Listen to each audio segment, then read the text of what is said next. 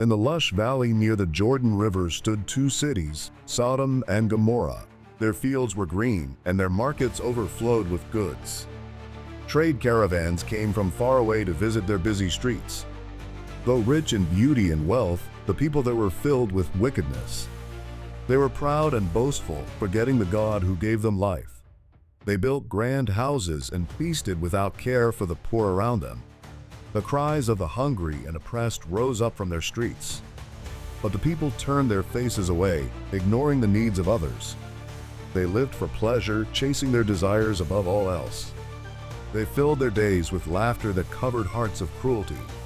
Their hearts became hard, and they refused to turn back to God. Their greed grew as they took from the weak and cheated the stranger. Violence spread through their gates as people fought for power. Their sins rose like smoke, filling the valley with darkness. The outcry of the innocent reached the Lord in heaven. God saw the pain of the people who suffered under such evil. He listened to the cries that reached his holy throne. His heart was grieved at the evil that filled the cities. He decided it was time to see the truth of what was happening there. God decided to send two angels to Sodom to see if the evil was as great as he heard. Meanwhile, Abraham stood on a hill, praying and speaking with the Lord. The Lord told Abraham that Sodom and Gomorrah would be destroyed. Abraham, shocked, pleaded, "Will you destroy the righteous with the wicked?" He asked, "What if there are 50 righteous people? Will you spare the cities?" The Lord replied, "If I find 50 righteous, I will spare the cities." Abraham's heart was heavy, thinking of his nephew Lot who lived in Sodom. He gathered courage to speak again to the Lord, asking humbly, "What if there are 45 righteous people there?" Abraham asked softly. The Lord answered, "For 45, I will not destroy them." Abraham continued, saying, "What if only 40 are found there?" God replied, "For the sake of 40, I will not do it." Abraham stepped closer and asked, "Lord, what if there are 30 righteous?" The Lord replied, "I will not destroy them if I find 30 there." Abraham said, "What if only 20 are found?" God answered, "For the sake of 20, I will not destroy them." Abraham spoke once more, "Please do not be angry, Lord, but what if 10 are found?" The Lord replied, "For the sake of 10, I will not destroy them." Abraham's heart hoped for mercy as he listened to the Lord's promise. But not even 10 righteous people could be found in Sodom. Abraham looked down at the cities, knowing judgment was near. That evening, the two angels arrived at Sodom's gate. The sun was setting, casting long shadows across the streets. Lot, Abraham's nephew, saw them and rushed forward to greet them. He bowed low to the ground, showing respect and honor. "Please, my lords, turn aside to your servant's house for the night," Lot pleaded. "You can wash your feet and rest, and in the morning you may go on your way." At first, the angels refused, saying, "We will spend the night in the square." But Lot insisted strongly, urging them not to stay in the streets. Seeing his concern, the angels agreed and came with him to his home. Lot prepared a meal for them, baking unleavened bread. He served them with kindness, and they sat to eat together.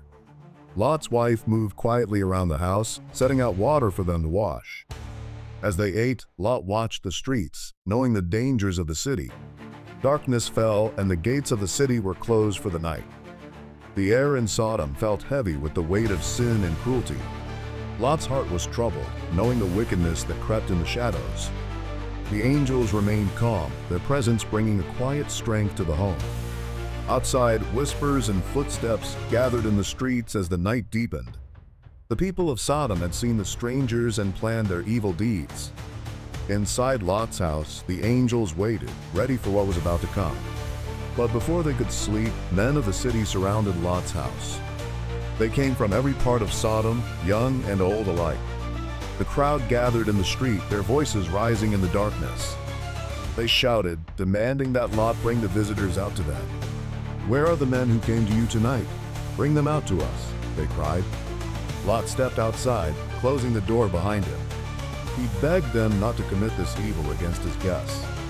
"Please, my brothers, do not do this wicked thing," Lot pleaded. But the men of Sodom mocked him and refused to listen. Their anger grew, and they pressed closer to the door. "Stand back," they shouted, pushing against Lot in fury. They threatened Lot, saying they would deal worse with him than with the visitors. The crowd grew violent, pounding on the door with their fists. They tried to break down the door to reach the visitors inside. The angels inside the house reached out and pulled Lot back to safety. They shut the door firmly, locking out the angry mob. Then the angels struck the men outside with blindness. Confused and staggering, the crowd groped for the door in the darkness. They could not find the entrance, no matter how hard they tried. In frustration, the mob gave up and wandered away into the night. The angels warned Lot, "Do you have anyone else here? Get them out now." They told him that the city was about to be destroyed for its wickedness. Lot's heart pounded as he thought of his family. He ran through the streets, searching for his sons-in-law. Lot found them and urged them to flee with him before it was too late.